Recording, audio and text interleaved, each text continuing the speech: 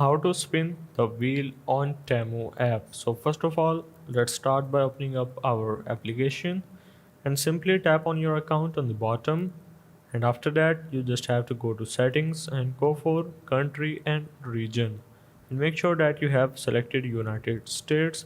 So let me show you the reason why United States. So in some countries it's not available, so make sure to set it to United States. After that, this option which is saying earn free gifts and cash will shows up, where you just have to tap on redeem cash, which is also be saying that win $200 via PayPal. So simply tap on start. After that, as you can see, this is the wheel that we have to spin. If I tap on spin, before spinning I have to copy the link and send it to the friend, and whenever my friend will join Temu application, I will have the option to spin the wheel.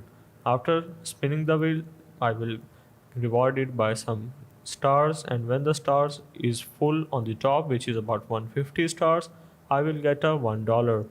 So hope this helped. This is how to spin the wheel on Temu application.